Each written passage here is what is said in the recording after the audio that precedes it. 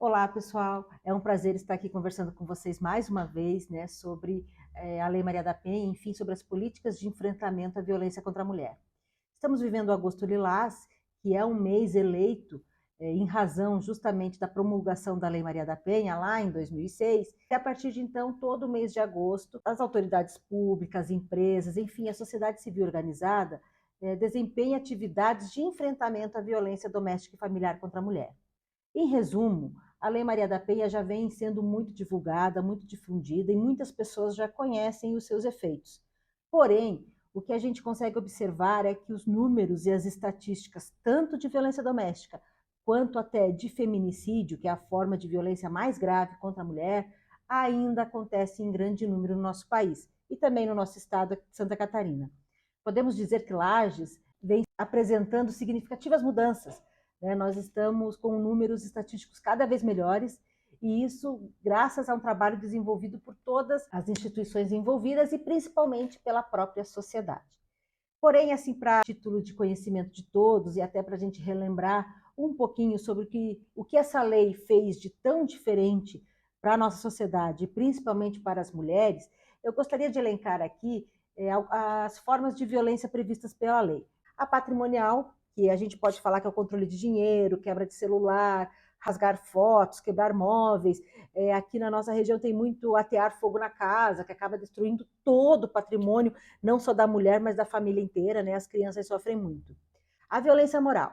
Os xingamentos, desqualificação constantes, como você não sabe fazer nada, sua vadia, sua inútil, você não serve para limpar a casa, você, enfim, cada vez tentando colocar a mulher numa situação de objeto. Né? A violência moral é uma violência difícil de ser diagnosticada, porque também tem muito a ver não só com o grau de agressividade que ela é feita, mas também com a recepção daquela pessoa. Porque se uma mulher está fortalecida, talvez um xingamento ou uma violência moral não a atinja tanto quanto uma mulher que está vivendo um período mais difícil, está deprimida ou, enfim, enfrentando outras dificuldades. Um ponto importante na violência moral que a gente verifica atualmente é o uso das redes sociais para esse tipo de prática de violência. E não só divulgação de nudes, como humilhações públicas mesmo, xingamentos, enfim, expondo a mulher nesse sentido. A física, que é a que a gente mais conhece, são os tapas, socos, chutes, empurrões, puxões de cabelo, enfim, até agressões mais graves, como com armas, tentativas de feminicídio, queimaduras, como eu falei antes, atear fogo na casa. A queimadura também é uma violência muito grave, muito comum, porque além de atingir o físico da mulher, ela também atinge o psicológico, porque deixa marcas, além de causar muita dor. Né? A sexual, que é todo tipo de sexo forçado, até questões de contracepção ou gestação, enfim, tudo que envolve mais essa seara sexual. E a psicológica, que trata nas humilhações, ameaças, controle, perseguição, chantagem, vasculhar pertences, vasculhar celular. Tudo isso, isoladamente, pode ser só uma atitude. No conjunto é que vai ser analisado se caracteriza realmente uma violência ou não. Quem pode ser vítima e quem pode ser agressor de uma violência doméstica? A vítima, como eu falei antes, segundo a Lei Maria da Penha, é sempre a mulher, né? E o agressor, ele pode estar em três esferas: no âmbito da unidade doméstica, no âmbito da família ou em qualquer relação íntima de afeto, ou seja, moram na mesma casa, são familiares, consanguíneos ou tiveram uma relação de afeto, quer mediante namoro, moraram juntos ou não, casamento. Há uma certa celeuma na Lei Maria da Penha quanto à questão de gênero. Né? O entendimento mais pacífico é de que a Lei Maria da Penha é aplicável a mulheres, independente de sua orientação sexual. Isso quer dizer que a mulher trans também pode ser vítima de violência doméstica e familiar contra a mulher. Entretanto, o agressor necessariamente tem que ser homem, porque a violência combatida por essa lei é uma violência em razão do gênero da mulher.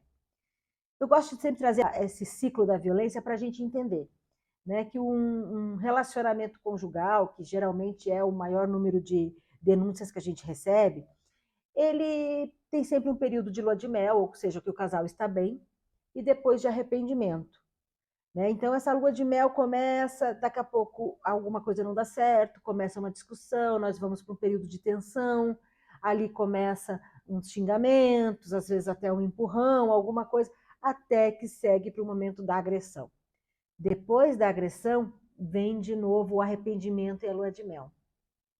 E esse arrependimento é aquele velho ditado que dizem, né, fizeram as pazes, estamos de bem. Isso, na verdade, é romantizar a violência, porque há mulheres, inclusive, que buscam viver a tensão rapidamente, um momento de agressão só para poder desfrutar de um período maior de lua de mel e de arrependimento. Só que o que a gente constata com os dados que a gente tem é que esse período vai ficando cada vez menor. O período da tensão e da agressão ficam mais longos ou mais frequentes e a lua de mel vai ficando cada vez menor. Então, mulher, não é uma boa estratégia vivenciar esse ciclo em qualquer circunstância, mesmo quando o agressor fica muito bonzinho, quando está na fase de lua de mel, quando não está bêbado. Isso não é justificativa para manter uma relação violenta. No mês ainda, como eu falei na parte inicial, quanto ao Agosto Lilás, a Polícia Civil também começou a se ver num desafio. Tendo em vista que a gente já divulga há tantos anos as formas de denúncia, a aplicação da Lei Maria da Penha para o enfrentamento da violência contra a mulher, por que os nossos índices não diminuem? A gente ainda vivencia uma média de 56, 57 feminicídios por ano, só em Santa Catarina. Se a gente for pensar, são 2 salas de aula inteiras de mulheres assassinadas, vidas ceifadas. Inúmeras vezes o homem comete suicídio depois de praticar o feminicídio, e aí nós temos crianças órfãs, famílias despedaçadas. Por que isso ainda acontece? Então, a partir desse desafio, a Polícia Civil lançou um programa, um projeto chamado Papo de Homem. Eu, como homem, o que eu posso fazer para diminuir a violência doméstica e familiar contra a mulher? Não pensando na minha mulher, mas pensando na mulher do meu colega, pensando na minha filha que vai se relacionar, pensando na minha mãe, que também talvez tenha tido um relacionamento agressivo com o meu pai ou com o atual companheiro, enfim. O que eu posso fazer para mudar isso? Aí a Polícia Civil, os psicólogos, enfim, os estudiosos acabaram entendendo que são 5 dicas. Como amigo, o que eu posso fazer? Na roda de amigos, questionando posturas agressivas e degradantes em relação às mulheres. Por que eu não posso mudar o comportamento da minha roda de amigos, na mesa de cerveja? Por que eu tenho que fazer o mesmo que todo mundo faz e que hoje está todo mundo combatendo tanto, que as mulheres falam tanto? Será que elas estão tão erradas em reclamar de algumas piadas grosseiras, algumas atitudes de que os homens são os machões e as mulheres às vezes são fáceis, são sem personalidade? Será que isso é verdade? Será que isso é o que eu penso mesmo? Ou será que eu só quero ir na onda dos meus amigos e não ficar meio taxado como bobão, como chatão, quando na verdade eu só quero defender um posicionamento que eu acho correto? Quero defender um posicionamento que no futuro o meu genro defenda da minha filha também? Então é para a gente pensar um pouquinho isso. Como colega, um dos tópicos, não interromper ou desqualificar a fala das mulheres que trabalham comigo. As pesquisas indicam, em diversas, além do salário das mulheres ser menor que o dos homens ainda, em ambientes de decisão, as mulheres ainda são muito mais interrompidas quando as ideias que elas colocam na mesa são capturadas pelos homens com maior poder de comunicação e até de chefia, como se fossem deles. Então, eu aqui, como colega de trabalho, por que eu não posso dar valor para a ideia da minha colega, encampar, ajudar a defender essa ideia que pode ser boa para todo mundo? Numa ideia de qualidade, não importa se for de um homem ou de uma mulher. Importa é que a ideia realmente traga diferença no meu ambiente de trabalho. Como pai, isso é fundamental para a formação de qualquer homem, porque a gente percebe que os homens talvez multipliquem comportamentos que aprenderam na infância, e não estamos falando só de divisão de tarefas, estamos falando de comportamento dentro de casa mesmo.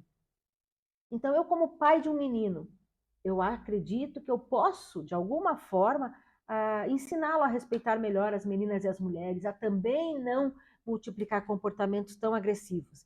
E a minha filha, principalmente isso é tão simples, mas tão importante, ensinar que a minha filha que ela pode pedir ajuda quando ela precisa.